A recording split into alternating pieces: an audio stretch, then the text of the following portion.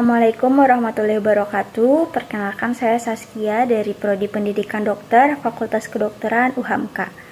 Mohon izin bertanya, dokter, apakah smartwatch memang bisa memantau kesehatan secara akurat? Sekian, dokter. Terima kasih. Assalamualaikum warahmatullahi wabarakatuh.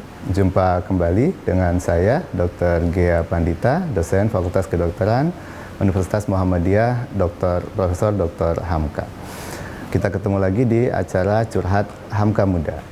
Ada pertanyaan menarik terkait smartwatch. Apakah cukup akurat untuk memantau kesehatan seseorang?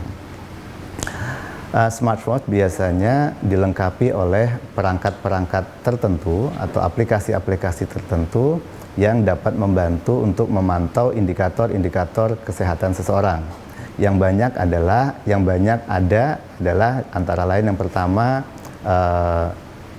frekuensi denyut nadi atau frekuensi denyut jantung. Kemudian yang kedua yang banyak juga ada di aplikasi smartwatch itu adalah untuk memantau jumlah langkah aktivitas fisik. Kemudian juga ada yang bisa memantau pola tidur. Ada juga yang bisa memantau tekanan darah dan beberapa bisa mirip dengan fungsi EKG elektrokardiografi namun dengan kemampuan yang terbatas.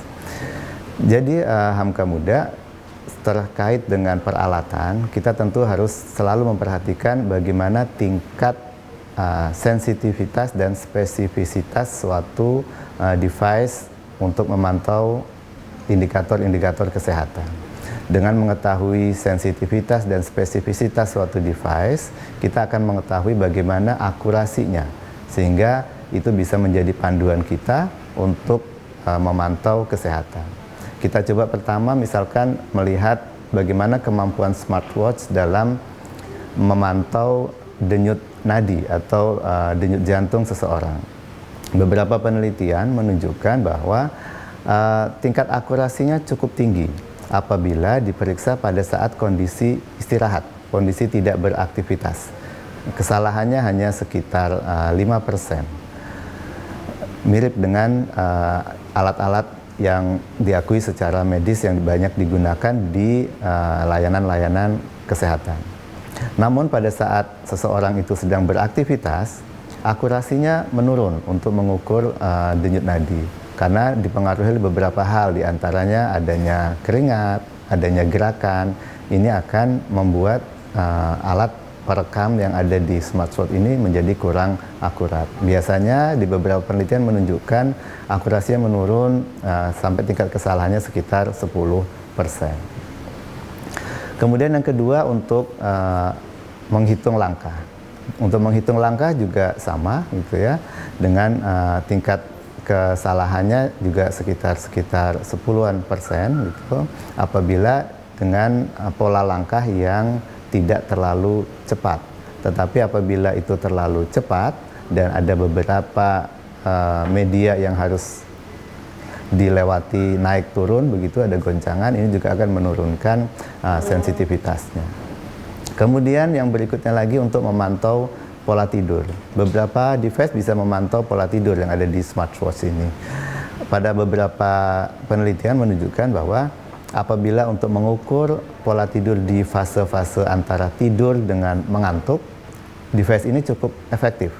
Tetapi kalau untuk melihat pola tidur yang dalam, misalkan sudah masuk ke REM, Rapid Eye Movement gitu, atau yang lebih dalam lagi, maka alat pengukur yang ada di smartwatch ini kurang akurat.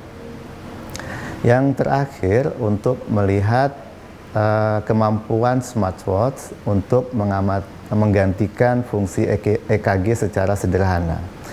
Beberapa penelitian menunjukkan bahwa smartwatch masih jauh sekali, masih belum cukup akurat untuk dapat digunakan menggantikan fungsi EKG, baik dalam fungsi yang sederhana maupun apalagi yang lebih kompleks.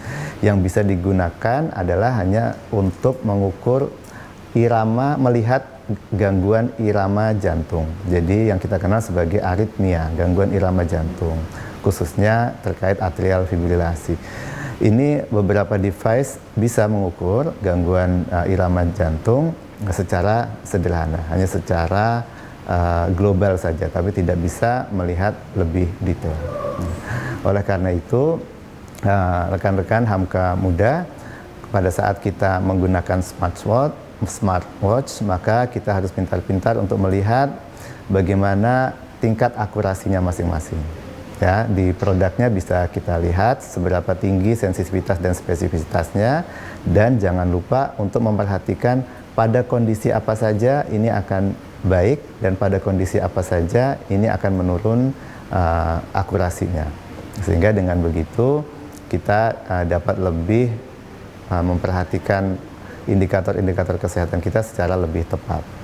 Dan apabila nanti dari hasil yang ada di smartwatch ini terlihat adanya gangguan, adanya penurunan, adanya indikator yang dalam tanda kutip menuju ke arah tidak normal pada tubuh kita, maka saran saya harus segera mencek ulang, memeriksa ulang dengan menggunakan alat-alat yang sudah akurasinya sudah diakui, yang sudah ditera di lembaga atau di badan-badan yang sudah diakui untuk melakukan tera terhadap alat-alat medis.